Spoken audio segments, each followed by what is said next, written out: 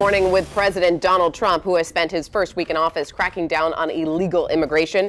The latest action, cutting funding to sanctuary cities. And Miami-Dade Mayor Gimenez is not taking any chances. He becomes the first leader to comply with the president's order. And the immigration showdown pushed protesters out into the streets of South Florida last night as those in jeopardy wonder what could happen next. Local 10 News reporter Lauren Livingston joining us from Miami this morning with a closer look at President Trump's order and the reaction with which it is being met.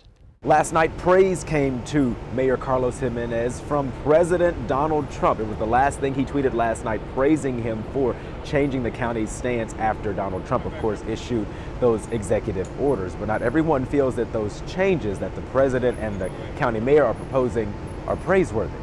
They're going to be gone fast. President Trump vowing to crack down on illegal immigrants during a GOP policy retreat. One day after signing an executive order to build the wall between the U.S. and Mexico, Trump insisted Mexico will reimburse the United States the millions it would cost to build it. Lejos de unirnos.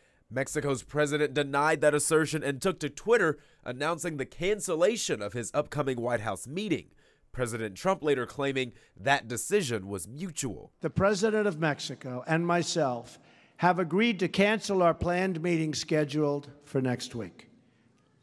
Unless Mexico is going to treat the United States fairly, with respect, such a meeting would be fruitless. Trump also vowed to strip funding to sanctuaries which shield illegal immigrants, Miami-Dade County included. Thursday night, Miami-Dade's mayor signed a memo ordering county jails to comply with the feds. We used to require the federal government to assure us that they were going to reimburse us for the cost of that prisoner until they picked him up. We no longer will require that. So we're taking away any kind of excuse as to why the federal government could withhold any federal aid to Miami-Dade County, which is millions and millions of dollars. Trump later tweeted, Miami-Dade mayor dropped sanctuary policy, right decision, strong, exclamation point. The ACLU says that these proposed changes fly in the face of this city, which has long been a city of immigrants, and right now they feel that many of these measures may not necessarily be constitutional, especially as they relate to folks who have not even been convicted of a crime yet. And we're still waiting to hear announcements or see if any announcements will be coming down from folks over in Broward as well as in Palm Beach counties. But as soon as that information comes along, we'll pass it along to you right here on Local 10 and at local10.com.